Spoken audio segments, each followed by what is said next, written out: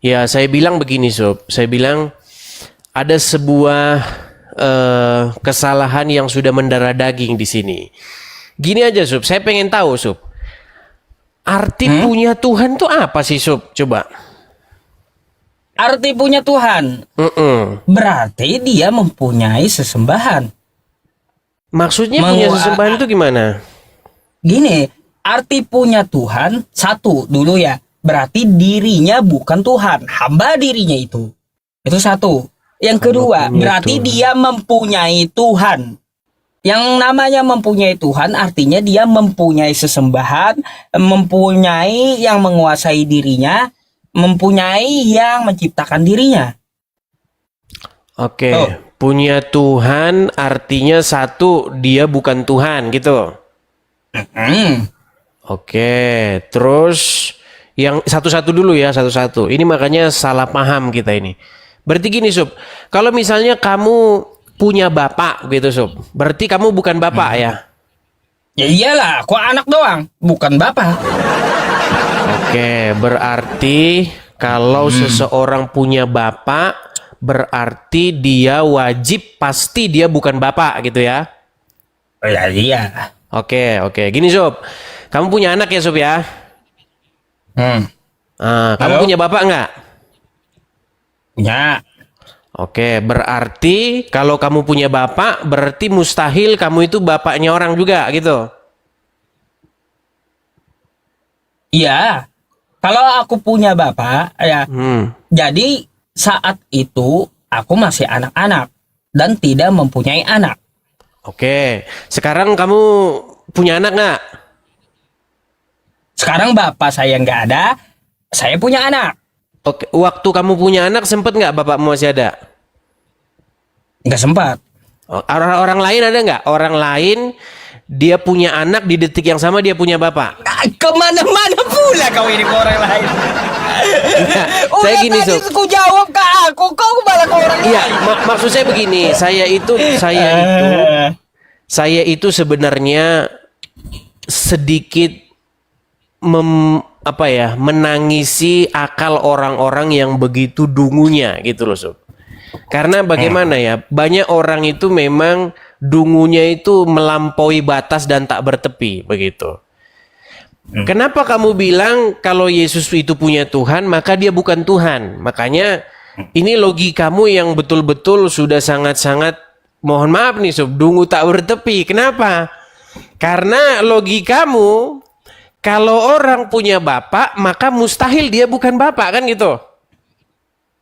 Berarti tidak mungkin ada orang yang punya bapak, di detik yang sama dia menjadi bapak dari orang, begitu ya? Ya, kalau begitu saya gimana mau lanjut diskusi, Sob? Lah gini, percontohannya kan gini, Des ya. Yesus punya bapak. Apakah Yesus bapaknya orang? Kutanya dulu sama kau. Bukan itu tadi, Sob, yang saya bahas, Sob. Nah, kenapa tuh sama? Kalau Yesus punya bapak, apakah Yesus Bukan punya jadi bapak, bapaknya Sob, orang? punya Tuhan. Tadi Ya kan kamu iya, mengatakan, Tuhan itu kan bapak. iya, Betul? jangan ke situ dulu, Sob. Kita jangan memutar-mutar Kenapa bahasa. dilarang Gini ke loh, situ? Sob, gini loh, Sob. Bentar. Dengerin, Sob. Kau pertanyaan kau salah Menurut nih, salahnya. menurut Ya. logikamu, karena Yesus punya Tuhan, maka otomatis dia bukan Tuhan, kan gitu. Bukan Tuhan. Oke. Padahal itu bukanlah yang saya maksud, Sob. Sama seperti ini, Sob. Misal nih, ada orang namanya Rudi. Oke. Dia punya bapak. Berarti karena Rudi punya bapak, mustahil dia bukan bapak, betul? Mustahil dia bapak, gitu, Nah, betul toh? Ya iya. Nah, Mustahil. padahal ada banyak orang, Sob, sekarang ini di detik yang sama dia punya bapak, di detik yang sama dia punya anak. Ya. Lalu gimana dengan Yesus? Di detik yang sama dia punya bapak, tapi apakah Yesus bapaknya orang? Oke, sekarang gini aja, saya kasih contoh di dalam Al-Quran. Jawab Gini, Sob, dulu itu. biar kita nggak berbelit. Gini, kalau kita Kau mau tuh serius kesana diskusi, kemari, Des. biar kita Kau nggak yang kesana kemana-mana, Sob. kemari. Sob, Yesus pada jangan detik jangan ini jangan punya mempermalukan Bapak. orang nih loh. Ini kan ada rame orang sob. Lo, Ini. yang Sob, bikin malu jangan siapa? mempermalukan Di orang. sini Coba gini aja, aku biar tuh kita mau enak tanya diskusinya, samamu. Sob. Kenapa biar lari, kita Dis, biar kita dari diskusinya enak pertanyaanku? tuh gampang gini. Jadi kalau Kenapa orang lari dari kalau pertanyaanku? orang punya Tuhan, gini sob. Kalau punya Tuhan, Aduh. maka mustahil dia bukan Tuhan kan gitu. Jelas. Oke. Kalau misalnya di Al-Qur'an ada Rob yang punya Rob gimana kira-kira sob? Nah, itu kan sudah kubahas samamu. Enggak, misalnya gimana? Kalau ada Rob yang punya Rob, mungkin nggak di dalam Al-Quran atau di dalam kaidah bahasa Arab, Rob punya Rob itu mungkin nggak? Lah, kayak gini, Dis. Kan itu udah kita bahas. Ngapain kamu ulang? Ya nggak apa-apa, coba. Kira-kira Kemana-mana mungkin nggak? kau? Coba kamu jawab dulu. Udah, Coba, Sob. udah. Ngapain kita ulang pembahasan yang kau pun udah paham juga? Si Uncup takut Ayo. ditanya itu. Jangan takut lah, Sob. Aku takut. Gimana? Kau yang ditanya takut. Ya. Tadi ya perumpamaan kamu tadi. Jangan jelaskan lari dulu lah, sama ayo aku. gimana? Kalau misalnya Jawab ini dulu. pertanyaan akademis nih. Rob punya Rob itu bisa nggak dalam kaidah bahasa Arab? Aduh, kenapa ke situ? Pertanyaanku mana jawabannya, kawan? Tadi kan menurut logikamu, Sob, menurut logikamu, kalau punya Tuhan, maka mustahil dia Tuhan, betul? Kalau punya Rob, mustahil dia Rob gitu, mungkin nggak? Lah, yang dimaksud kau itu kan yang satu Tuhan, yang satu Tuhan. Kalau Tuhan Jadi Rob punya itu apa, Tuhan, Sob? itu wajar ya. Oke, jadi arti Rob itu apa? Des, biar ku kasih tahu sekali lagi, ku ulang ya diskusi kita, kau bisa ulang lagi. Kata kau Rob punya Rob yang satu Tuhan, ya. Nih, aku tulisin ya. Rob punya Rob, ya. Nih, Boleh nggak Rob punya Rob? ya. Boleh. Yang Ya, satu Robnya boleh. Ya Tuhan. sudah kalau boleh, kenapa kamu bingung, Sob? Ya Nah, jangan bingung lagi lah besok, Yang Sob. satu Tuhan. Jadi pertanyaanmu ini ya, apakah wajar, apakah boleh Tuhan punya Tuhan? Iya betul boleh. Jadi Rob punya Rob boleh ya? Tuhan punya Tuhan boleh, Dis. Ya, jadi Rob punya Rob boleh. Itu yang di Al-Quran. Kalau Tuhan punya Tuhan boleh. Nah, kalau nyalo Enggak, jangan terjemahan lah, Sob. Kalau terjemahan ya bingung nanti kita, Sob. jangan terjemahan. Kemana? Kalau diterjemahkan nanti bingung kita, Sob. Kemana-mana. Gimana, Sob? Aduh, kemana-mana kau jawab coba pertanyaanku Cucup tadi. lari ditanya itu. Aku nggak ngerti dengan analogimu tadi. Ya kayak Ya, gimana? saya tanya Rob punya Rob gimana kira-kira, Sob? Udah dijelasin ngapain lagi? Boleh. Ayo. Ya boleh. Oke, Rob punya Rob boleh. Sementara Tuhan punya Tuhan nggak boleh. Ini kan standar ganda namanya, Sob. Gimana? Gimana? Bentar, ya. Bentar. Coba yang serius lah, Sob, diskusi biar akademis lah kita sekali-kali, jangan Aku kekanak-kanakan. kok Yuk. catat. Ya. Ayo. Aku nggak kekanakan. Silakan. Des. Yesus punya bapak. Punya Apakah Tuhan, jangan Yesus punya bapak, Sob. jadi Sob, jangan Ya, punya bapak. bentar. Kalau punya bapak, Iya. itu nanti maknanya bapak biologis kamu pikirnya, Lah, gitu loh. ini kan Jangan bapak bahasan Tuhan. kita bukan itu, Sob. Bahasan lah. kita Yesus punya Oh, Tuhan. Aku minta bertanggungjawabkan analogi kamu tadi. Nanti blunder kamu sama orang Kristen, bikin malu ntar kau. Apakah ini Yesus punya bapak? Apakah Punya Tuhan, Yesus Sob. jadi Jangan bapak ditukar-tukar. orang? Jangan ditukar-tukar Ayo. bahasanya, Sob. Kan Ya udah. tema kita bukan itu. Tema kita kan Yesus punya Loh, Tuhan. kau yang bawa Karena tema statement- ini. Karena statement saya Astagfirullah, Yesus Des. punya Tuhan, lalu kan banyak yang kejang, banyak yang kesetanan, kesurupan. Yang saya bilang Yang orang-orang yang bawa dongoknya ini tadi Sob, siapa, Des? pelan-pelan lah, Sob, ngomongnya, Sob. Jangan gas-gas. Kita diskusi yang akademis, oke? Siap? Tuh, jauh kali tuh, mikku tuh, di atas sana tuh. Mikku Maksudnya di atas gini, sana tuh. kalau kamu siap saya ajak Ngomongin diskusi sekarang. akademis, kita lanjut nih, Sob. Gimana? Mau diskusi akademis? Gimana Ini mau yang naik, akademis yang ini? nonton udah 16.000 loh ini, Sob. Coba, Sob, kasih Des. performa terbaik. Jangan kekanak-kanakan kita diskusinya, yuk. Siap? Des, gimana kau mau akademis? Ini aja kau udah kagak akademis gitu loh. Sob, Ayo kita diskusi yang akademis santai saja. Siap, yuk. Akademis mau? Akademis? Gimana kau mau akademis? Ku bilang, ini aja kau udah kagak akademis. Kau nggak jelasin kayak gimana? Jangan dirubah, Sob. Bahasan kita itu Yesus punya Tuhan. Jangan kamu ganti Yesus punya Bapa. Nanti lain kita diskusi kita. Mau kita fokus itu? Mau. Kalau kamu tadi mengatakan Yesus punya Tuhan, berarti kan dia bukan Tuhan. Oke, Betul? makanya saya bilang begini, Sob. Kalau Yesus punya Tuhan, bukan berarti dia bukan Tuhan. Nah, kenapa bisa begitu? Kenapa bisa begitu? Karena di dalam kaidah bahasa Arab, seseorang yang punya Rob, bukan berarti dia bukan Rob. Kamu setuju nggak? Kalau seseorang punya Rob, itu tidak berarti bahwa dia bukan Rob. Setuju? Aduh, Des. Tadi kan aku udah jelaskan sama tulisan. Sampai ku pertanyaan. Bukan, kamu jangan diterjemahin dulu, Sob. Sob, tenang dulu, biar kamu paham maksud saya gini loh. Gini misalnya gini, ada Rob, ada seorang manusia yang bergelar Rob. Kalau dia punya Rob, maka otomatis dia tetap menjadi Rob atau tidak menjadi Rob lagi? Lah, itu kan udah ku jelaskan dari tadi, Des. Kau mau Jangan udah dijelaskan dari tadi lah, jangan muter-muter. So, kita langsung saja lah. Kalau seseorang punya Rob, maka otomatis dia bukan Rob. Ya, di Quran surah Yusuf yang kamu maksud ini kan. Rob yang satu, Rob punya Rob. Rob yang satu ini tertuju pada siapa? Iya, berarti Rob punya Rob berarti boleh. Kepada tuannya Yesus, tuannya Yusuf. Jadi ini untuk manusia Robnya, artinya Tuhan. Berarti dia bukan Rob itu. Satu, ya. Berarti dia bukan Rob. Bukan pencipta langit, bukan Tuhan jangan dia. bilang pencipta, Sob. Rob, dia bukan Rob berarti. Bukan. Itu Rob kamu tulis, Rob punya Rob. Ya iya, ini kan kau yang katakan tadi Rob punya Rob. Iya, berarti dia bukan Rob itu menurutmu? Bukan, Tuhan karena itu tulisannya Rob. Itu tulisannya Rob. Ini kan tuannya Yusuf. Berarti dia Rob nggak? Kalau tuannya Yusuf, ya. Loh, itu kamu tulis Itu Rob loh, bukan kok Rob. bisa bukan Rob gimana? Itu tulisannya Rob bukan? Makanya ini perkataanmu, betul? Sob, itu tulisannya Rob atau punya bukan? Rob. Ya, kata kamu kan Rob punya Rob. Oke. Ini ku jelaskan ya. Oke. Rob yang satu untuk manusia, Rob yang satu untuk Tuhan. Jadi wajar. Berarti Rob yang manusia itu bukan Rob. Berarti Rob yang manusia itu bukan Rob. Rob juga. Rob untuk berarti manusia. Rob juga. Kamu bilang katanya bukan Rob gimana? Ya iya.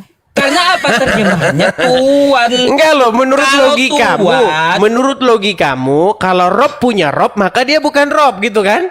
Ya, kalau Tuhan punya Tuhan, otomatis Tuhan ini bukan Tuhan. Si Uncup jadi miring-miring. Loh. Ini jawabannya. Kalau dia Tuhan, Oke, jadi statement punya pertamamu Tuhan. gagal ya, Sob ya. Sebentar, Sob. Berarti statement pertamamu gagal. Bentar, aku jelasin gimana nih. Lagi? Bentar. Kalau Tuhan punya Tuhan, berarti Tuhan di sini bukan Tuhan. Makanya perkataanmu itu Yesus punya Tuhan, berarti Yesus itu bukan Tuhan. Kita nggak bahas Tuhan loh, Sob. Kita nggak bahas Tuhan, nggak bahas Tuhan. Yang kita bahas Rob. Bapak. Yang kita bahas nih Bapak. Kau yang bawa di awal Yesus punya Tuhan, kau mau jelaskan ke Muslim dan Kristen tadi kayak gimana? Blunder sendiri kamu. Si Uncup susah diskusi. Oke, yang kedua, gini Sob, biar kita paham Sob ya. Oke, coba balikin kamera dulu Sob. Kalau biar gini Sob, mari penjelasannya kau. Gini, mari kita diskusi untuk mencapai sebuah pengertian satu sama lain Sob. Biar kita itu nggak debat kusir terus. Gini Sob. Injil kami itu Sob, itu tidak ditulis dalam bahasa Indonesia. Qurannya umat Islam juga tidak ditulis dalam bahasa Indonesia. Setuju? Injil pula kau bawa. Apalagi?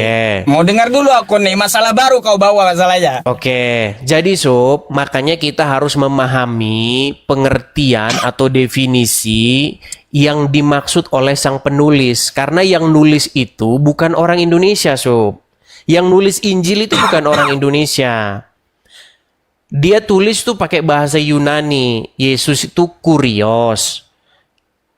Nah, kemudian di dalam Al-Qur'an juga disebutkan bahwa Allah itu adalah Rob. Setuju? Kurios beda, nggak bisa disematkan ke Allah, nggak bisa. Oke. Kalau Kamu setuju mau nggak, Sob? menyemat- Tenang. Bentar dulu, nggak setuju. Kita kalau ngomong Tenang dulu, bertimpa-timpaan tenang gini ya dulu. susah, Sob. Jangan timpa-timpaan lah Gantian. kalau ngomong. Gantian ngomong. Ya kalau kamu bilang kurios, kamu mau artikan Rob ke Allah, ya. Enggak, saya nggak Aku udah mengartikan sepakat. Rob ke Allah. Enggak. Jadi, Sob, kata jadi Rob kalau dengan gini, kata bentar. gini, Sob. Kata Rob dengan kata kurios itu kata yang sama, Sob. Beda. Oke. Kata Rob bisa nggak ditujukan kepada manusia? Bisa jika Allah yang Bisa. menyebutkan. Bisa. Kata kurios juga bisa ditujukan kepada manusia, Sob. Ya memang untuk manusia itu bahasanya. Untuk yang di sorga juga Rob, Sob. Ketika Abraham diterjemahkan ke dalam bahasa Yunani, dia memanggil Bapa di sorga itu dengan panggilan kurios. Ya itu Abraham, Elohim. Bahasanya kalau Yunaninya Theos, bukan Kurios. Jangan kau bodoh-bodohin umatmu lah. Oke, Kalau jadi kau mau itu bodoh-bodoh- permasalahan bentar. pertama, Sob ya. Gini, Kalau Sob. kamu mau bodoh-bodohin umatmu, bisa dis. Kalau bodohin aku nggak bisa. Nggak bisa, Oke, Kurios dan Theos beda. Itu permasalahan pertama, Sob. Permasalahan pertama. Terus yang kedua, Sob. Yang kedua, masalah statement kamu yang mengatakan bahwa definisi punya Tuhan. Nah, gini, Sob. Menurutmu pribadi. Ateis itu kan tidak mengakui Tuhan, betul nggak? Ya betul. Oke. Menurut Al-Quran nih, orang ateis itu punya Tuhan nggak? Menurut Al-Quran nggak dijelaskan dia secara tekstual. Jadi menurutmu orang ateis itu menuhankan apa? Dia nggak percaya Tuhan, ateis itu. Dia nggak menuhankan apa-apa. Nggak ada Tuhan katanya. Kalau misalnya orang ateis itu menuhankan hawa nafsu, kamu setuju nggak? Orang nggak juga. Hawa nafsu itu kemauan dia. Oke, jadi menurut Al-Quran orang-orang yang menuhankan hawa nafsu itu ada nggak? Loh, ini juga udah dibahas. Si Aduh, Uncup jawabannya cuma Dis, ini udah dibahas, ini udah dibahas. Enggak, masalahnya Ketakutan, kamu Uncup. mulai. Enggak ada pembahasan yang baru, Kak. Udah dibahas kamu ulang-ulang lagi, bosan. Iya, jadinya. masalahnya begini, Sob. Banyak orang tidak tahu apa definisi punya Tuhan, gitu loh, Sob. Gini loh, Sob. Maksud saya itu gini, biar kita nggak debat kusir gini lah. Punya Tuhan itu artinya mempunyai sesuatu yang kepadanya kita taat, kepadanya kita tahluk, kepadanya kita menyerahkan diri kita di dalam ketundukan dan ketaklukan. Itu maksudnya punya Tuhan, Sob. Jadi orang-orang ateis itu juga punya Tuhan. Siapa Tuhannya orang-orang ateis? Ya diri mereka sendiri, hawa nafsu mereka sendiri. Kepada Sesat siapa kamu. mereka? Dengar Enggak, dulu. ateis enggak kayak gitu.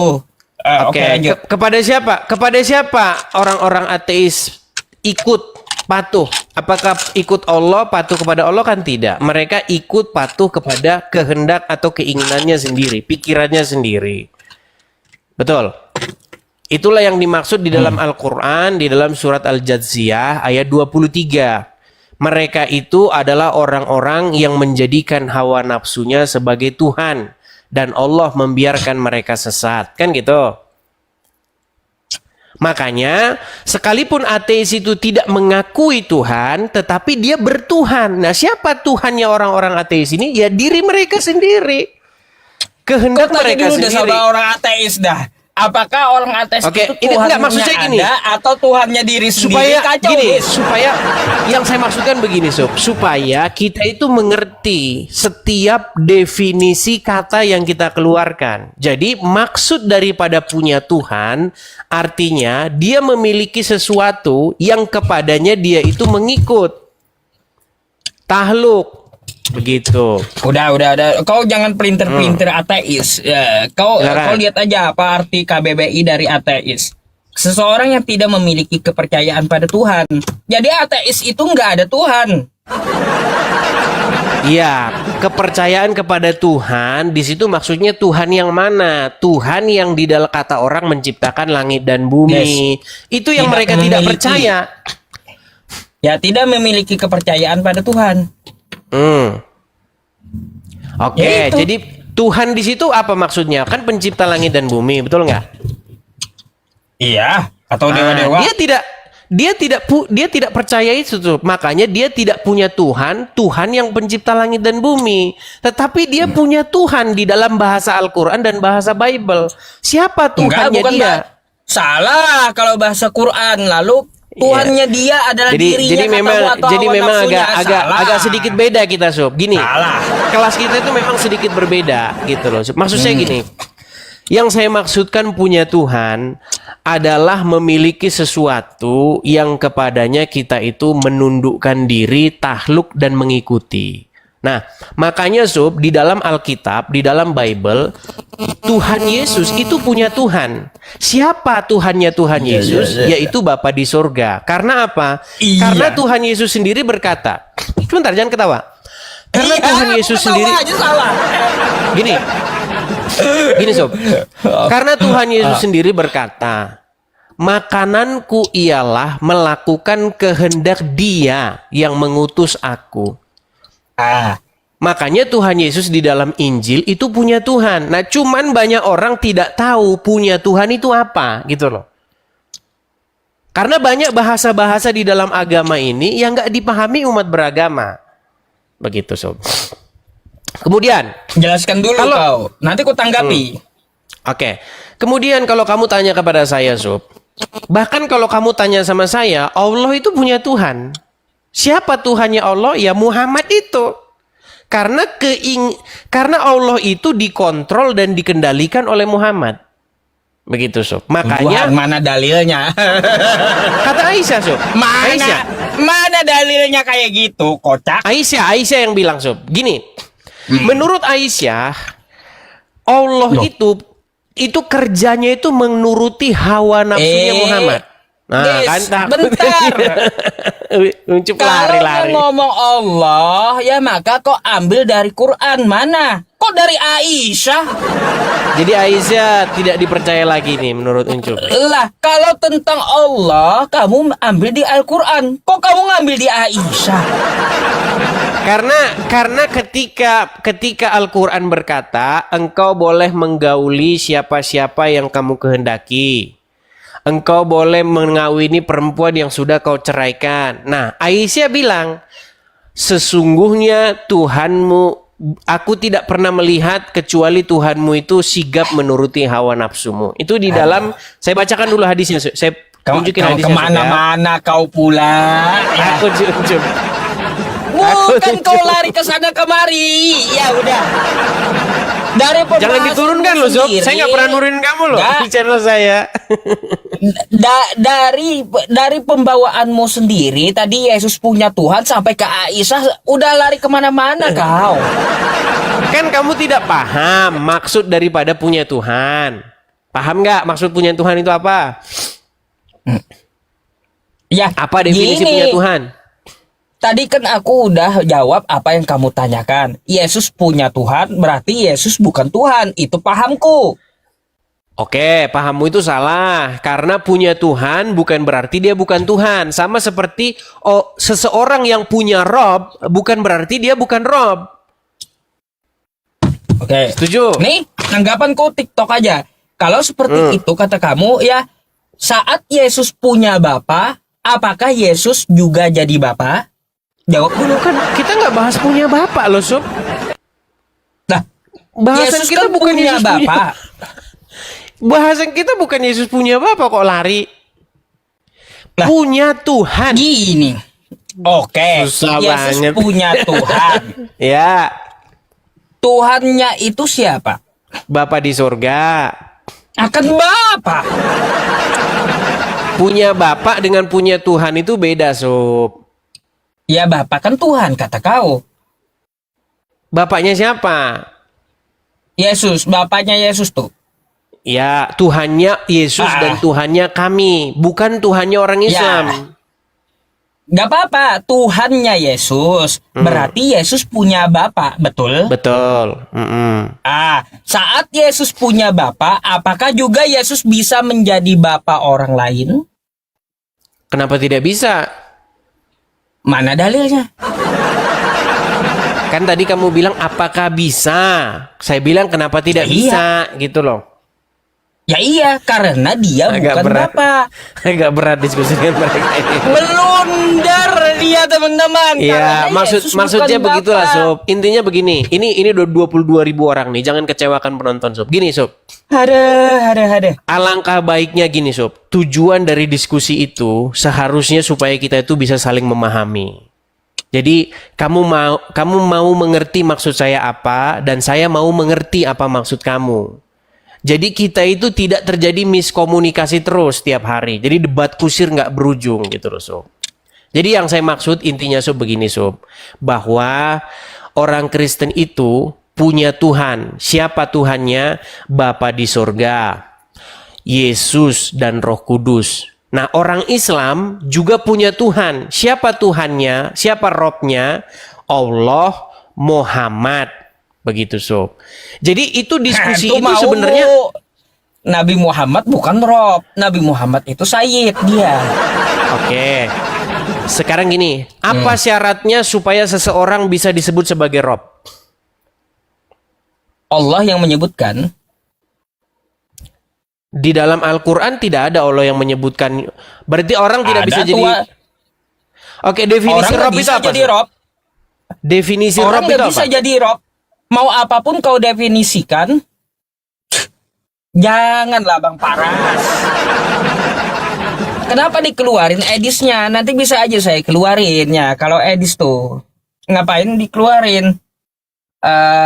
Gak usah dikeluarin, belum selesai pembahasannya. Dikeluarkan moderator masalahnya. Naik lagi, Des, belum minta dia. Dikeluarkan moderator. Naik lagi. Nampak-nampaknya moderatormu sudah melihat kekalahanmu, Sob. Jadinya diturunkan sama dia. Bukan kekalahanmu karena kau terlalu banyak muternya. Itu. Iya.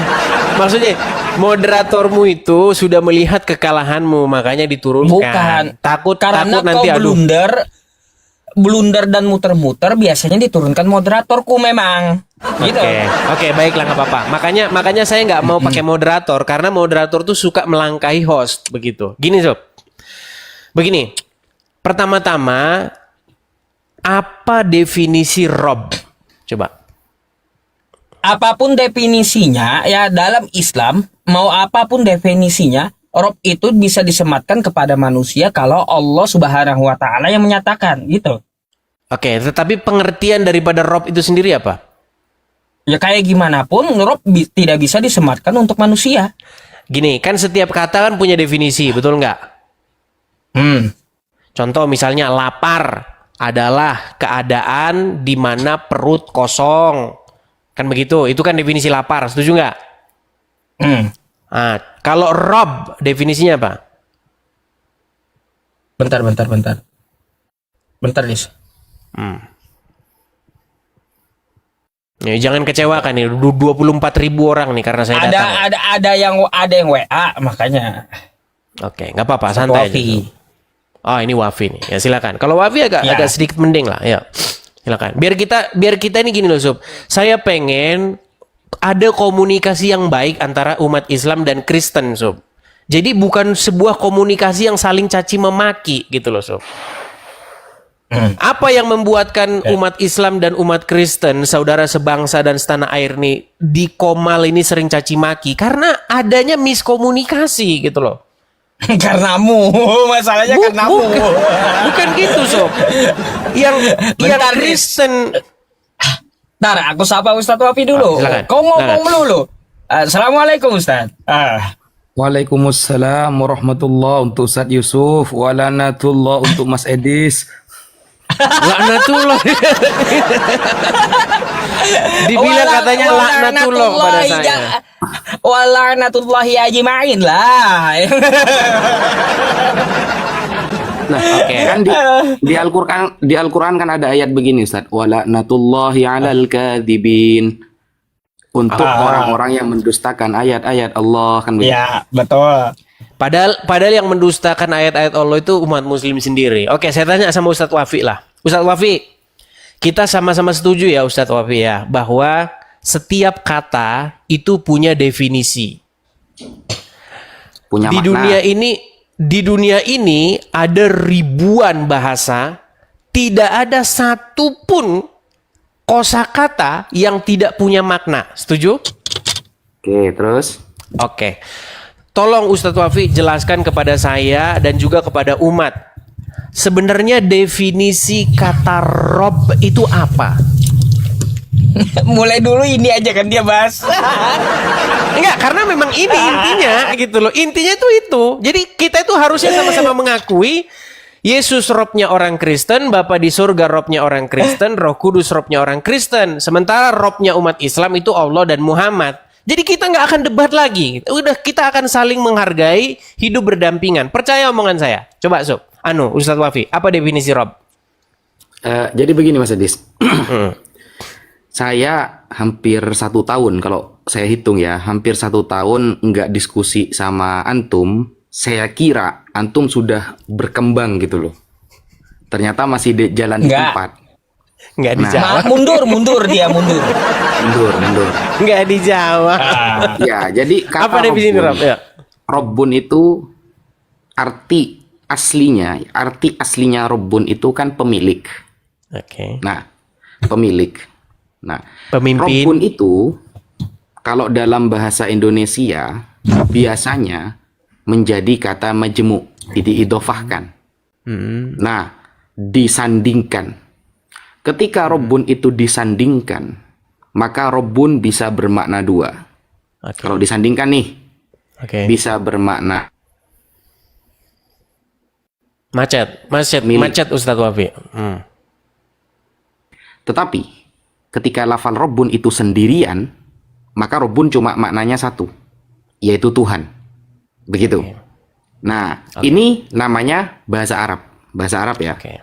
Nah, di dalam Al-Quran, di dalam surah Yusuf misalnya, itu ada Robbun yang bermakna raja. Karena disandingkan kepada sebuah kalimat, sebuah kata. Di sisi lain, di dalam Al-Quran ada ayat Rabbus samawati wal ard. Tuhan yang menciptakan langit dan bumi. Nah, karena disandingkan, jadi punya 2 makna dia. Bisa untuk Tuhan, bisa untuk makhluk. Sama seperti di dalam Bible. Di dalam Bible nih, ketika disandingkan, Robbun itu bisa bermakna beda selain Tuhan. Seperti para suami yang harus ditaati oleh istri-istrinya. Itu para suami wajib ditaati oleh istri-istrinya sebagai Robbun, sebagai Tuhan. Oke. Kalau di dalam Bible. Itu jawaban saya. Monggo. Oke, baik. Oke. Jadi begini Ustadz Wafi, lalu dalam keadaan seperti apa atau apa syarat-syaratnya sehingga seorang manusia itu bisa disebut sebagai Rob? Betul nggak? Dia harus seorang pemimpin. Dia harus seorang pengatur. Dia harus seorang yang menetapkan. Setuju nggak bahwa ketika seorang mendapatkan mempunyai kedudukan yang seperti itu maka dia bisa dipanggil sebagai Rob? Atau Ustadz Wafi sendiri jelaskan dalam keadaan atau syarat-syarat apa yang harus dipenuhi seseorang supaya dia bisa dipanggil Rob? Pemanggilan Rob itu tidak harus dia menjadi seorang pemimpin. Pemanggilan Rob itu tidak harus dia menjadi seorang raja. Kan sudah saya jelaskan di awal. Rob itu berbeda dengan status. Beda ya. Status, kalau yang saya bahas tadi itu adalah makna dari lafal, bukan status. Kalau status yang dibahas bukan makna lafal, maka suami itu bisa disebut dengan Robbul Mar'ati, pemilik seorang perempuan, suaminya. Itu ada di dalam Bible berbahasa Arab. Nah, saya coba yang ini Ustaz. Saya punya uang nih. Maka saya bisa disebut dengan Robbul Mali, pemilik uang. Betul. Begitu saja sebenarnya. Oke. Oke, berarti kalau seorang memimpin, menetapkan, maka dia menjadi Rob juga ya? Apa ini? Pemimpin apa? Kan harus ada dua kata kan? Misalnya begini, ada satu kelompok nih. Ada satu kelompok. Nah, di mana kelompok ini kan punya kepala. Kepala itu pemimpinnya, dia yang menetapkan. Dia yang mengatur, dia yang mimpin. Ah, maka dia itu dapat disebut sebagai Rob nggak? Oh, beda bahasa Arabnya. Kalau pemimpin di sebuah kelompok, itu di dalam bahasa... Ketakutan mereka. Loh enggak, benar. Nah, Jadi jadi- cari di majalah misalnya. Bentar deh sama Ustadz. Atau di Al-Quran. Ustadz Wafi, Ada saya aman. tutup dulu. Ustadz Wafi bentar, sebelum ditanggapi, saya tutup kamera dulu dan saya diam. Nanti kesannya kan keroyokan katanya. Nah, jadi saya diam ya sama Ustadz Wafi dulu Oke, ya, teman-teman. oke, Lanjut. setuju. Oke, jadi begini Ustadz Wafi. Nah, Tadi kan saya Anda itu Mas mendefinisi. Edis, tunggu dulu ya. Saya itu Mas Edis, membaca majalah bahasa Arab, membaca kitab bahasa Arab itu bukan setahun 2 tahun, 9 tahun. 9 tahun. Jadi Oke. saya tidak pernah menemukan dalam konteks bahasa Arab pemimpin di sebuah kelompok kecil itu sebutannya Rob, bukan. Kalau kelompok besar, Itu ada istilahnya qaid, pembimbing. Kalau Ada kelompok besar? istilahnya imam. Apa? kalau di kelompok besar bisa disebut sebagai Rob nggak? Nah, kalau di kelompok besar biasanya sebutannya sayyid. Oke, lalu kenapa itu di dalam surat Yusuf itu dia disebut sebagai Rob? Itu raja, bukan pemimpin kelompok, raja. Di mana dia dikatakan raja? Nggak ada di situ dikatakan raja dia. Duh, kan Al-Quran pakai bahasa Arab, Dis. Bukan, di dalam surat Yusuf ayat 23 itu Tidak ketika mungkin lah di Yusuf. surat Yusuf tertulis raja, Dis. Kan ini Oke, bahasa Arab, kan? gini aja dah, biar enak kita. Menurut Al-Quran berapa robnya Nabi Yusuf? Robnya Nabi Yusuf satu. Robnya Nabi Yusuf satu. Kenapa di dalam surat Yusuf ayat 23 dia punya 2 rob? Oh enggak, yang kedua itu, yang raja itu bukan robnya Yusuf. Tapi robnya penjaga penjara saat Nabi Yusuf nitip salam. Itu konteksnya. Tapi dia bilang Robbi loh.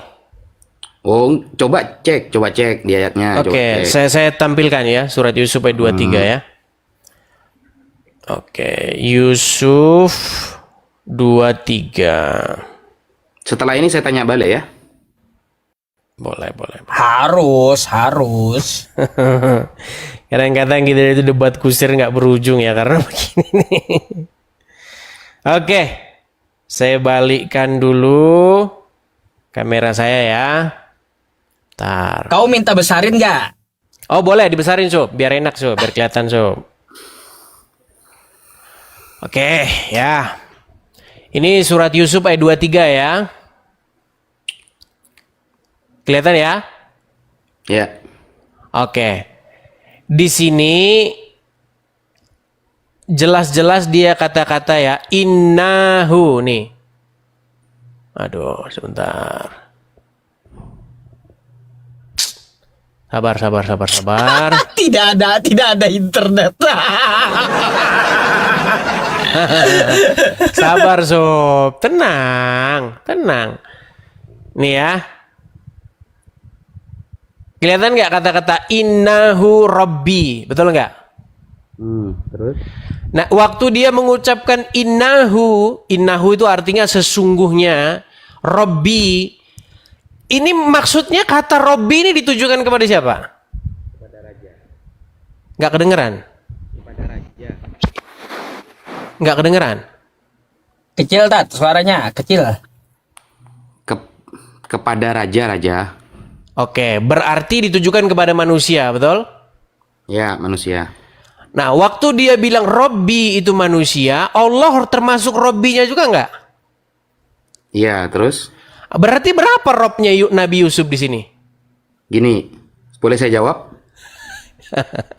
Boleh nggak saya jawab nih? Gini, sebelum dijawab, saya cuma bilang begini. Gini, Ustadz, yang menjadi keprihatinan saya, ketika kita menyebut Yesus sebagai Tuhan, Bapa di surga sebagai Tuhan, itu sebenarnya sama kayak begitu loh Ustadz. Jadi Yesus itu Rob kami, Bapa di surga juga Rob kami, begitu. Oh, paham. Maksud Anda, kata Tuhan yang disematkan kepada Yesus bukan Tuhan penguasa, tapi hanya sekedar pimpinan di bumi gitu. Emang definisi Tuhan itu apa? Lah, kan gini, Anda bertanya ke saya, seolah-olah Rabbun itu ada yang manusia, ada yang sang penguasa segalanya. Nah, itu sama Tergantung seperti kami. Rob itu siapa dulu gitu Tunggu loh. dulu. Ini saya perjelas dulu. Anda mengatakan sama seperti kami, Ustadz. Mengatakan Yesus itu sebenarnya Tuhan, Bapa Allah Tuhan. Berarti, kalau boleh saya simpulkan, Yesus menurut Anda bukan Tuhan sang penguasa semesta, bukan ya? Berarti sekedar pemimpin umat di bumi, begitu? Ustadz, tidak ada definisi Tuhan yang artinya itu pencipta langit dan bumi, Ustadz. Rob itu, Tuhan itu definisinya adalah seseorang atau sesuatu yang kepadanya kita menaklukkan diri. Tuh, berarti Yesus menurut Mas Edis sama seperti status Robbi yang bermakna raja di surat Yusuf. Bapa di sorga juga statusnya begitu, sama juga. Sama. Bukan berarti- cuma Yesus aja, Bapa di sorga juga statusnya juga Rob yang seperti itu. Karena definisi Rob itu ya itu. Berarti Bapak di surga pun bukan penguasa langit dan bumi. Gak berat ini Nah, definisi. kan Rob juga. Kan disebut Rob juga. Begini loh Ustadz, kita itu bukan membicarakan sesuatu yang di luar yang sedang kita bahas. Definisi Rob atau definisi kurios adalah Kurios. apapun yang kepadanya kita menaklukkan diri. Begitu loh. Berarti Bapak di Jadi- surga dan Yesus bukan penguasa dalam konteks disebutan Rob ya. Siapa bilang? Ini makanya saya bilang diskusi kita ini agak Katanya- sulit gini.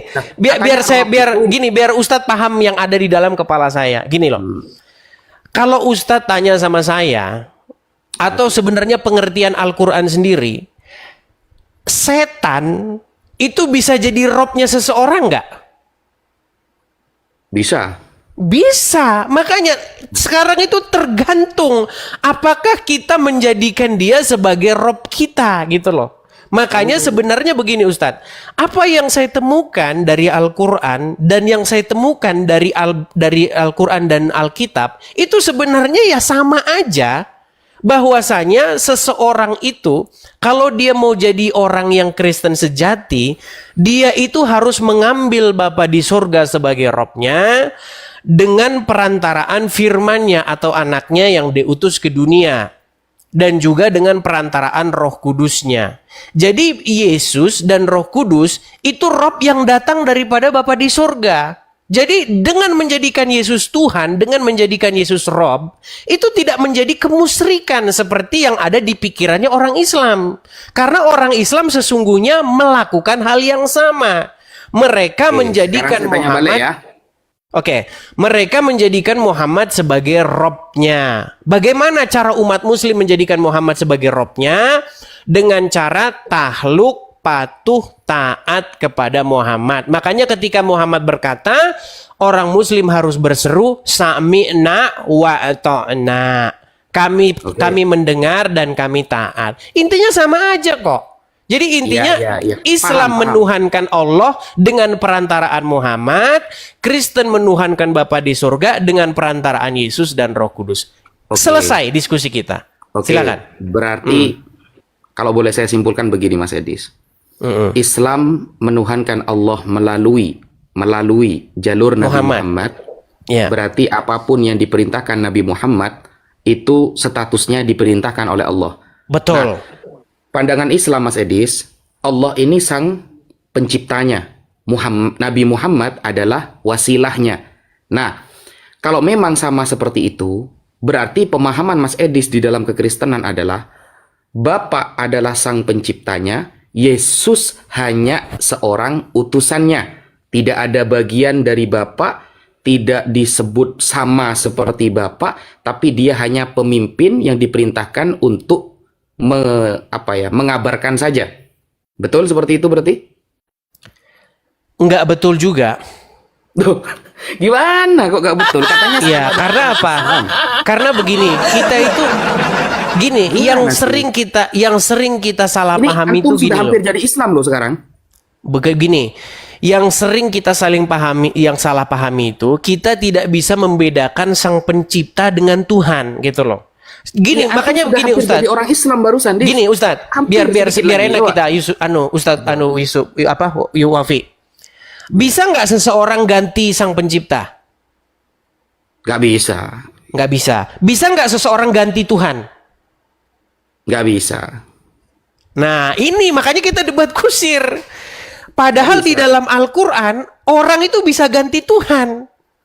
Makanya ada orang yang Tuhannya itu bukan Allah. Yang Tuhannya itu adalah hawa nafsunya. Yang Tuhannya itu adalah patung. Yang Tuhannya itu adalah ulama. Makanya ganti Tuhan itu bisa. Tetapi ganti sang pencipta tidak bisa. Makanya Ya, kita debat kusir terus di sini, Ya, Ustadz. makanya titik tekan saya bahwa status Nabi Muhammad dengan status Yesus itu sama, kata Mas Edis. Jadi dia ini hanya Pengertiannya. Iya, hanya Bukan statusnya yang sama, pengertiannya sama.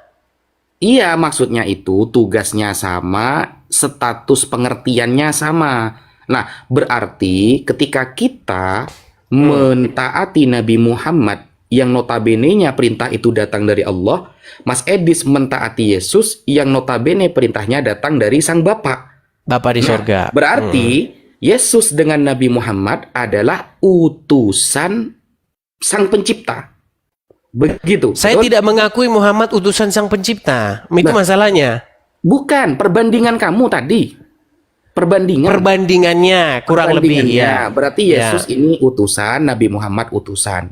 Jadi mereka adalah utusan. Di balik Betul. mereka ada Sang Pencipta yang mengutus dan mengatur mereka, betul? Ya, tetapi dalam konsep ini saya tidak mengakui bahwa Allah itu sang pencipta dan Nah, Muhammad dalam konteks utusan ini sang berarti- pencipta gitu. Iya, saya tidak sedang bahas itu. Yang saya bahas adalah status kedudukan Nabi Muhammad dengan Yesus sama-sama utusan.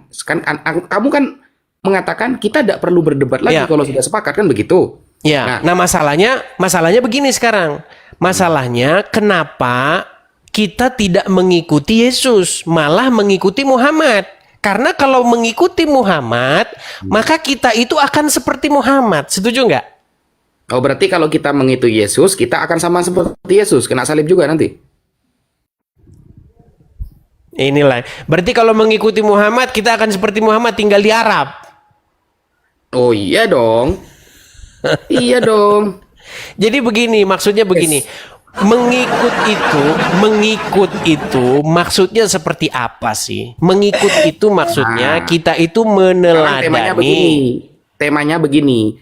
Lebih pantas mana mengikuti Nabi Muhammad atau mengikuti Yesus? Nah itu, gitu. Oke. Jadi intinya itu sebenarnya begini. Menjadi Kristen adalah membuat dirimu semakin hari semakin serupa dan segambar dengan Yesus. Menjadi Islam adalah membuat dirimu semakin hari semakin serupa dan segambar dengan Muhammad. Nah masalahnya kalau orang mirip seperti Muhammad itu akan bahaya. Karena Muhammad di dalam Al-Quran itu dicontohkan sebagai orang yang berbuat salah dan berbuat dosa. Contoh. Sudah. Betul nggak kalau Muhammad di dalam Al-Quran itu berbuat salah dan berbuat dosa? Sudah nggak? Kalau sudah gantian. Selesaikan dulu. Nggak dijawab sama dia. Udah selesaikan dulu. Nanti saya jawab semua itu. Lanjut. Iya, sebelum Anda jawab, betul nggak? Muhammad di dalam Al-Quran digambarkan sebagai seseorang yang berbuat salah dan berbuat dosa. Nggak ada itu. Contoh, saya kasih contoh. Ya. Di dalam surat Abasa, ayat yang pertama sampai yang keenam, di mana di situ ada seorang buta yang datang kepada Muhammad. Lalu Muhammad berwajah masam. Dia bermuka masam dan berwajah sepet. Tetapi jikalau para pembesar-pembesar Quraisy yang datang, yakni orang-orang yang kaya, maka Muhammad melayaninya. Nah, disitulah Muhammad kena tegur oleh Allah. Setuju? Enggak setuju. Nanti saya jelaskan itu. Coba jelaskan. Aja setuju, main setuju aja. Coba jelaskan. Oke. Nih ya. Surah Abasa. Tapi setelah saya jawab, saya bertanya balik. Setelah Boleh, saya bertanya balik. silakan.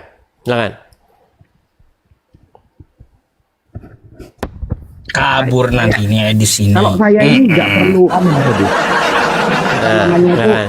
saya nggak perlu banyak kesana kemari, enggak, langsung data yang saya sebutkan. Langsung data. Begitu ya.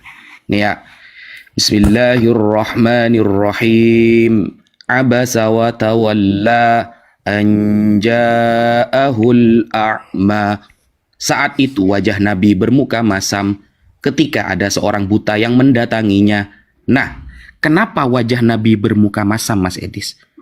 Apakah karena yang datang adalah orang miskin? Bukan pembesar Quraisy orang kaya? Oh, tidak Mas Edis. Coba kita sebutkan. Ini ya, Abasa wa tawalla.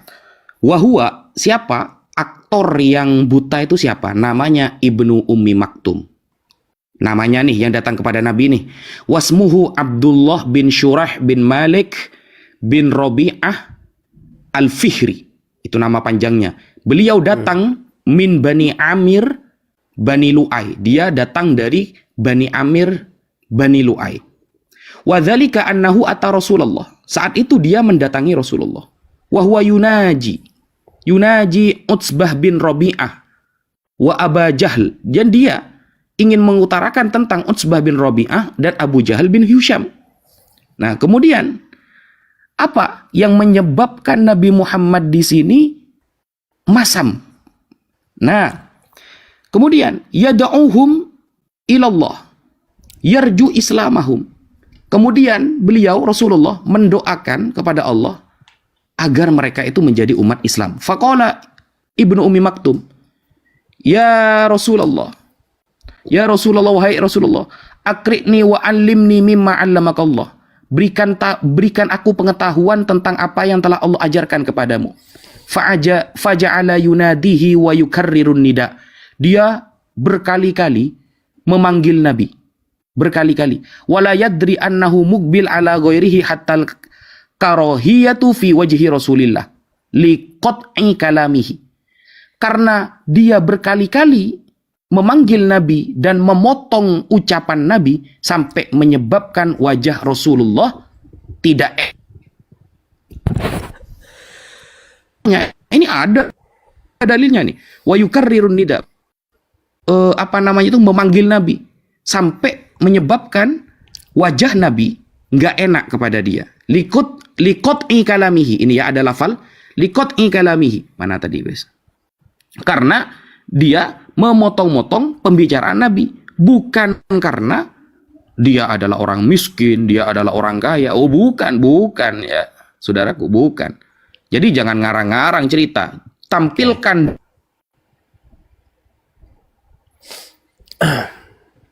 Macet-macet, Ustaz. Putus-putus, Ustaz.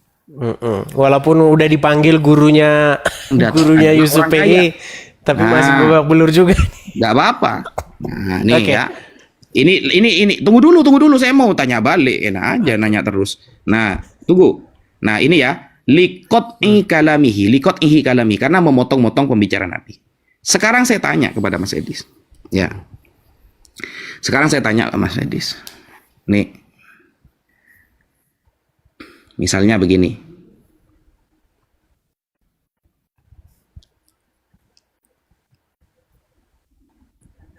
Jangan udah panik panggil dulu, Des.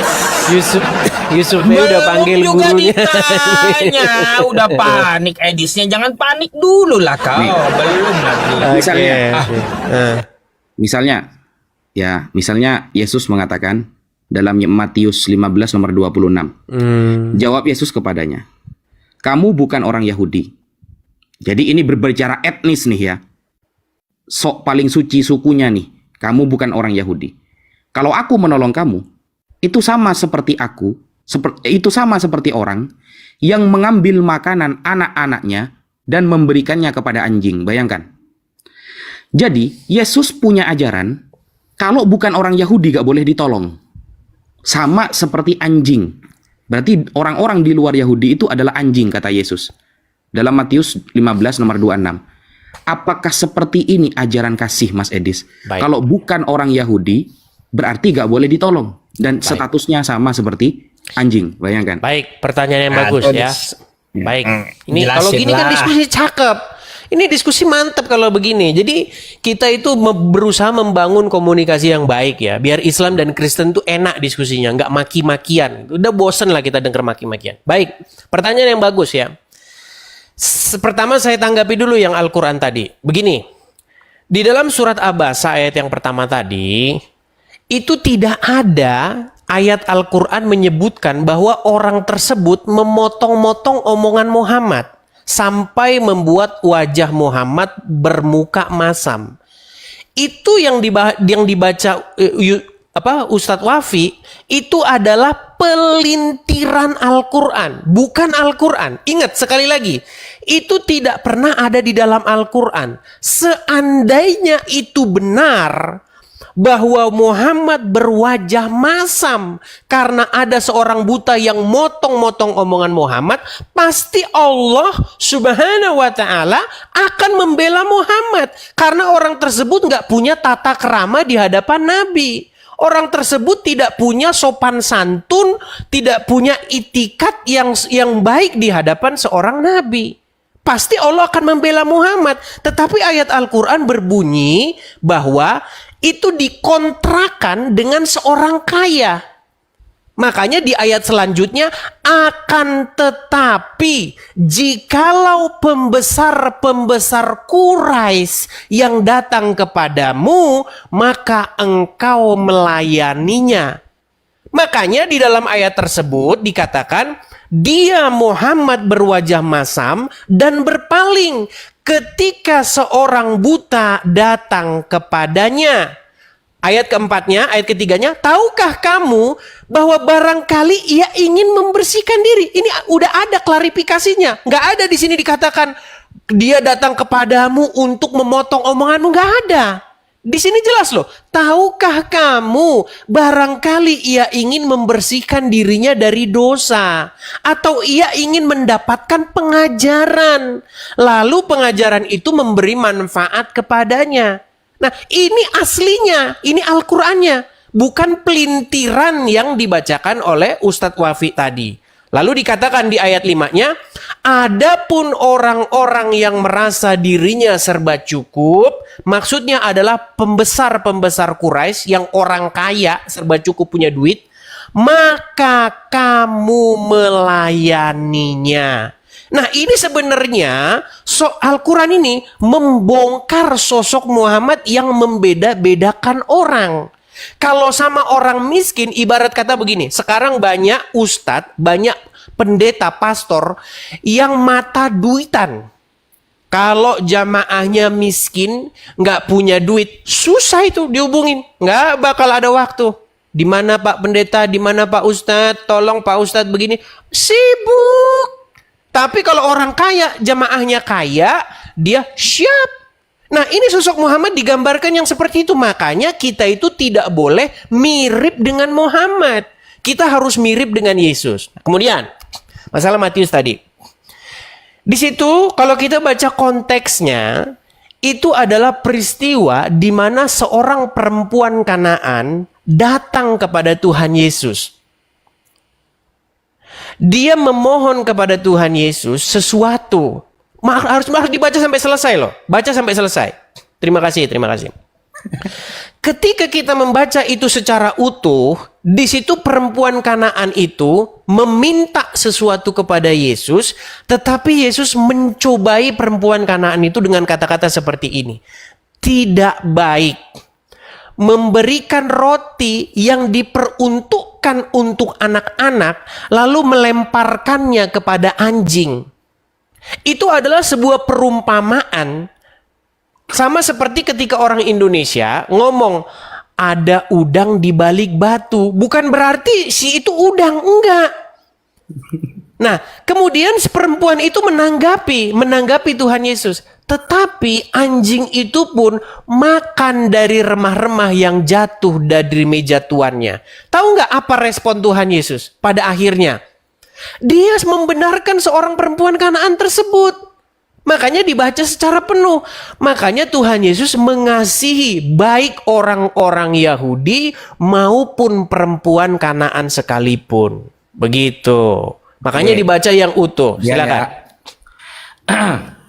Jadi begini teman-teman, bedanya nih jawaban saya dengan Mas Edis. Kalau jawaban saya diambil dari namanya tafsir Ma'alimut Tanzil, para ulama, Iya. pakar dalam Al-Quran. Sedangkan jawaban Mas Edis tentang Bible, kita dengar dari seorang Edis TV. Jadi begitulah ya.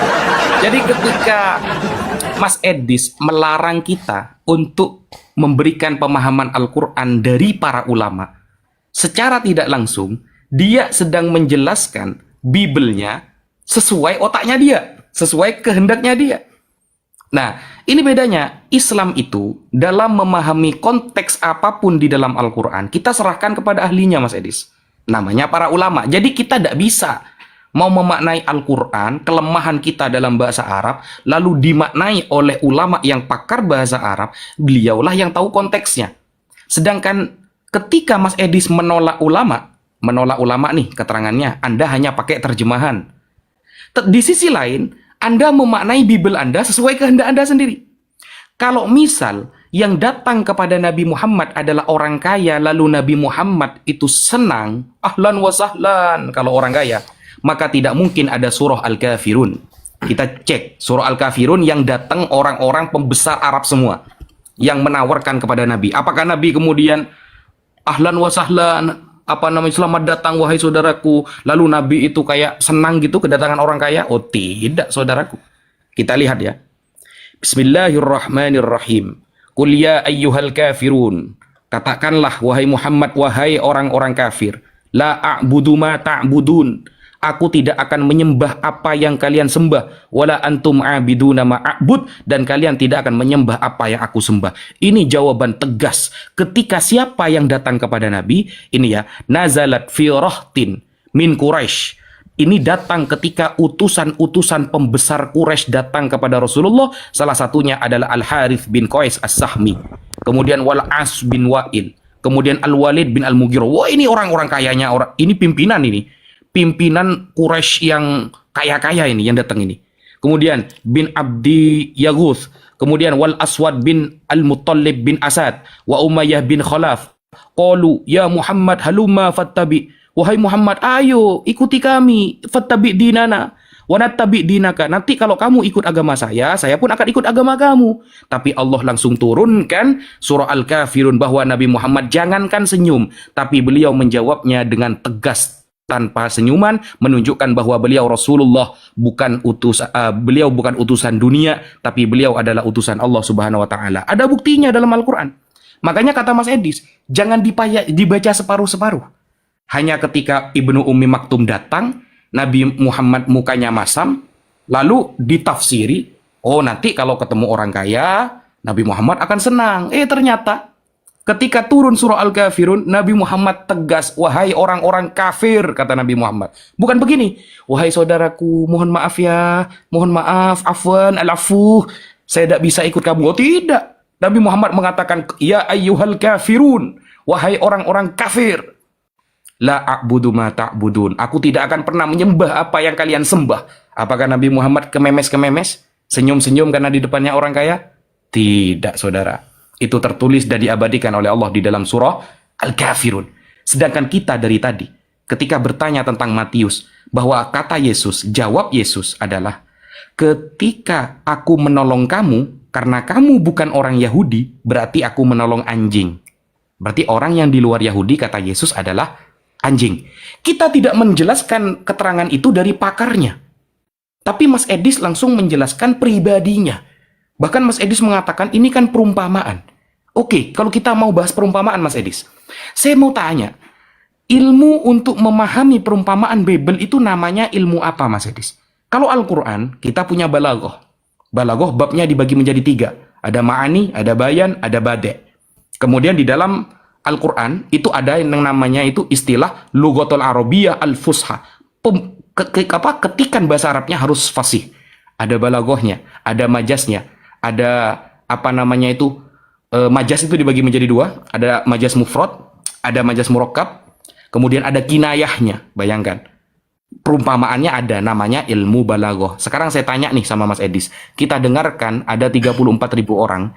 Saya pengen nanya ilmu majaz, ilmu perumpamaan untuk memahami bahasa Yesus. Namanya ilmu apa dan ilmunya terbagi menjadi berapa? Silahkan dijawab Mas Edis.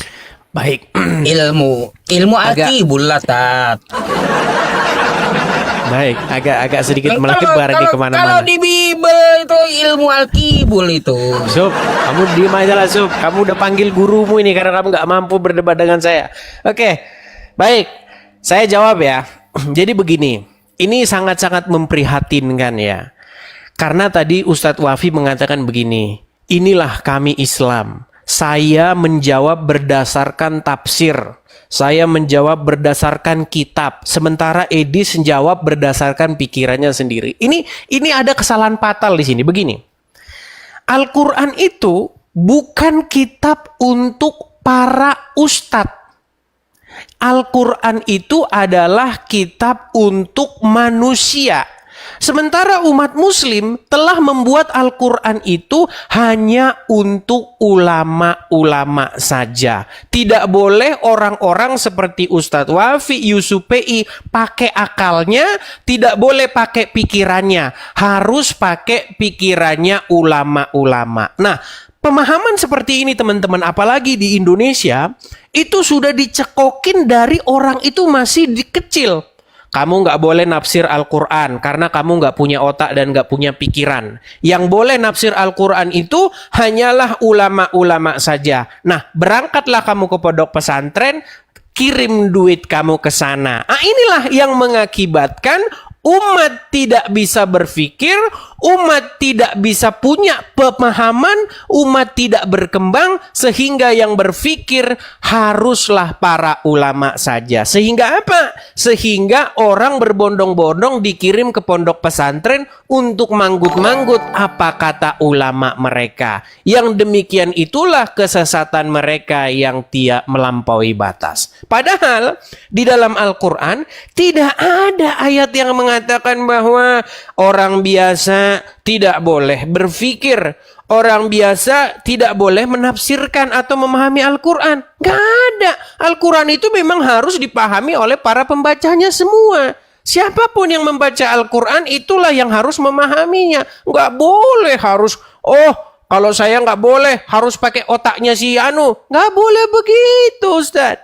Lagian kalau akhirnya kita mengikuti para ulama tadi yang Pak Ustadz tunjukkan tadi kitabnya, kita malah tersesat karena apa? Karena mengikuti pelintiran dan karangan-karangan mereka. Karena apa? Karena Al-Quran jelas mengatakan orang itu datang kepada Muhammad bisa jadi dia ingin mendapat pelajaran. Boleh jadi dia mencari petunjuk, tapi buru-buru difitnah bahwasanya dia datang kepada Muhammad katanya untuk motong-motong omongan Muhammad. Nah, inilah yang mengakibatkan umat muslim sekarang sudah menuju kepada sebuah pemahaman bahwa Al-Quran itu hanya boleh dipahami dan dipelintir oleh ulama-ulamanya. Itu pertama. Kemudian yang kedua, tadi Ustadz Wafi mengatakan kepada saya bahwa saya itu menjawab berdasarkan pikiran saya sendiri. Jadi Ustadz Wafi membawa kebiasaan dalam agama Islam bahwa orang Kristen itu harus menjawab Bible berdasarkan pelintiran orang. Tidak seperti itu metode dalam Kristen. Metode dalam Kristen adalah membaca apa yang tertulis di dalamnya. Saya bacakan.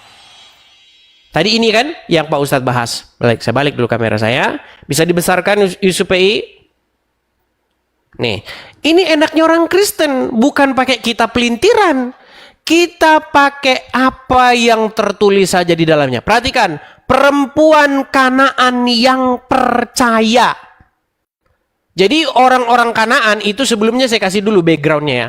Orang-orang Kanaan itu berbeda keyakinan dengan orang-orang Yahudi. Orang-orang Kanaan ini adalah penyembah dewa Molok. Mereka berbakti kepada allah-allah lain. Dikatakan. Lalu Yesus pergi dari situ dan menyingkir ke daerah Tirus dan Sidon. Maka datanglah seorang perempuan Kanaan dari daerah itu dan berseru, kasihanilah aku ya Tuhan, anak Daud, karena anakku perempuan kerasukan setan dan sangat menderita. Tetapi Yesus sama sekali tidak menjawabnya. Lalu murid-muridnya datang dan meminta kepada Yesus, suruhlah ia pergi. Ia mengikuti kita dengan berteriak-teriak. Jawab Yesus, aku diutus hanya kepada domba-domba yang hilang dari umat Israel. Tetapi perempuan itu, perhatikan, jangan selesai. Kalau umat Muslim kan kalau baca sampai sini doang. Ya. Untuk, Lanjut. untuk mohon maaf nih, Ya, umat lanjut. Muslim sering membaca sampai di sini titik. Untuk apa? Untuk bersyahwat rohani. Iya, ada apa-apa. Coba Tenang, ulangi, biar saya ayatnya selesaikan. tadi. Iya, Saya coba. selesaikan dulu. Hmm. Kenapa umat Muslim berhenti sampai sini? Karena sampai di sini mereka sudah ereksi syahwat rohaninya. Makanya dia nggak mau baca ayat selanjutnya. Karena di ayat selanjutnya ini akan menempeleng mukanya mereka. Perhatikan. Jawab Yesus, aku diutus hanya kepada domba-domba yang hilang dari umat Israel. Tetapi perempuan itu mendekat dan menyembah dia sambil berkata, Tuhan, tolonglah aku. Tetapi Yesus menjawab, tidak patut mengambil roti yang disediakan bagi anak-anak dan melemparkannya kepada anjing. Kata perempuan itu, benar Tuhan, namun anjing itu makan remah-remah yang jatuh dari meja Tuhannya. Apa kata Tuhan Yesus? Ini jawabannya, ini jangan dibuang. Maka jawab Yesus, maka Yesus menjawab dan berkata kepadanya, hai ibu, besar imanmu, maka jadilah kepadamu seperti yang kau kehendaki. Dan seketika itu juga anaknya sembuh. Perhatikan ini. Apakah di sini Tuhan Yesus mencampakkan perempuan itu? Mengatakan bahwa perempuan itu nggak pantas dia menerima roti itu? Akhirnya apa? Besar imanmu ibu, terjadilah apa yang kau kehendaki. Ini luar biasanya. Makanya kalau baca itu, sebentar, saya balikan dulu kamera saya. Kalau baca itu harus sampai selesai. Supaya apa? Supaya kalian tidak ejakulasi dini. Pertanyaannya tadi, Silakan. pertanyaan saya tentang bahwa itu diketahui sebagai majas. Ilmunya ilmu apa itu? Baik. Jadi begini, ya. Apakah kalau kita sedang berbicara sesuatu yang mengambil contoh-contoh, misalnya ada udang di balik batu, misalnya, atau seorang laki-laki yang memuja perempuan, engkaulah matahariku. Kan ada lagunya, engkaulah matahariku. Apakah itu langsung dia matahari? Kan tidak. Ketika kita berkata, Saya nanya ilmunya. ada udang, tenang, ada udang di balik batu. Apakah kita lagi ngomongin udang yang ada di balik batu? Kan tidak. Nah, ketika Yesus berkata, tidak baik memberikan roti, yang roti ini sebenarnya diperuntukkan untuk anak-anak nih. Tetapi kok malah dilemparkan kepada anjing? Apa kita berbicara soal anjing? Tidak. Itu berbicara mengenai sebuah metafor. Makanya kalau baca Bible ilmunya itu, namanya apa? ilmunya namanya apa? Iya pakai akal logika lah. Gimana? Ya kan? Akibul Kita begini loh, Wafi. Kita itu tidak boleh. Dibully dari tadi teman-teman. Ya itu penonton yang Akibul menilai. ilmunya. Gini saja. Kita tidak usah saling menilai. Semua dikembalikan kepada penonton. Nah, silakan tanggapannya. Ternyata saya 5 menit mendengarkan jawaban Mas Edis dikibuli kita. saya kira begini. Ada Ya. ilmu sastra tentang pemahaman Bible bahwa perumpamaan ini nanti arahnya ke sini, perumpamaan ini arahnya ke sana. Saya kira ada keren lah gitu ya. Karena begini Mas Edis, kita disajikan kitab suci Bible dalam pandangan Anda, ya, itu dalam berbahasa Indonesia, sudah berbentuk bahasa Indonesia.